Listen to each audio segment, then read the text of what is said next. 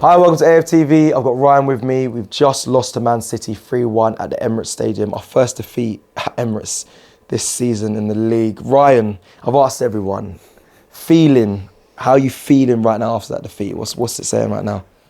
I think it's annoying. I think more so the fact that everybody else is just going to come at us all week and say, we told you you're not as good as City, X, Y, Z. But at the end of the day, we got 51 points. Mm-hmm. And we always talk about, we're going to win the league. But to be where we are, to be in the conversation for me is enough. Yeah. And we've got 4 games, which is City, Chelsea, Newcastle and Brighton in a row. Mm-hmm. So we can still cause... Yeah. We've still got an ability to go and win or at least challenge. So for me right now, it's okay. Move on to the next one. If we beat Villa, we'll see where things go. Is there more belief for you? Because I keep talking this and saying the same thing, about Jesus is coming back. Thomas Partey's still to come back. Is that pushing your belief to say, yo, don't worry, we're all right? I think the fact that the way we've beaten the lesser teams throughout the season suggests that when we get everybody back, we're going to be ticking on the right ways. But for me now is, okay, we're the young squad. Yeah. What's happening up here? Yeah. And they can only sort that out.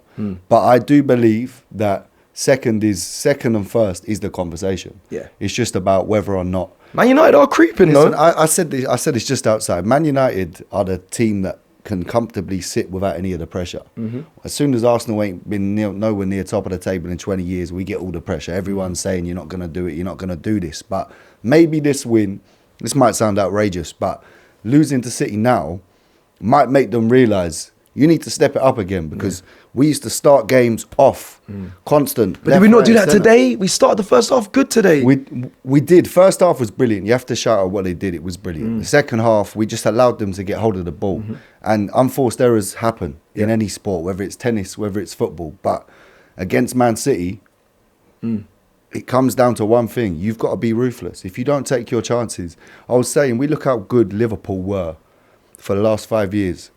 Champions League winners, 97 points. They only beat them to the title once. Yep. So we've got carried away as we should, because we're winning. Yeah. But when it comes down to it, they're a big shark in a very small pond. Does that not to me, see, when you say it like that, and you're right, does that not worry you in the sense that, young side, Man City do this? They're experienced in doing this title run, this title race.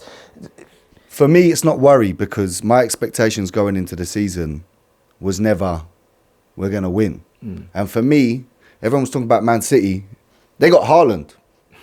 And everyone said, guaranteed title. Yeah. So even though we're going in with all this momentum, City never really fell off the pace. We got to a point where we were, 8 points? Yeah. And then could have been 11. Now we're equal. We win against Aston Villa, that's 3. Yeah.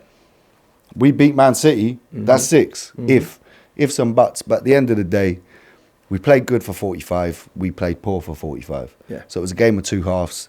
They were ruthless. We weren't. And we just got to carry on. Yeah. Being young means you should be able to get yourself up and say, right, I can do better. You're not 30 going, my legs can't do this anymore. Saka's going to wake up and go, I should have scored this. Eddie's going to... Jesus coming back and getting closer to coming back is going to push Eddie to be like, well, if I don't level it up now, I'm out. Yeah. And now you got Balogun in France smashing it. He needs to step up. That's truth. Yeah. But I think I ain't trying to be negative. No, I hear it. Listen, we've got potential to win. We could win the whole thing. But we also have to keep the G check at all times that this monster is there. They do this. And forever present. Yeah, they do this. And I was watching, what was it, the thing yesterday where they said, City ain't got started yet.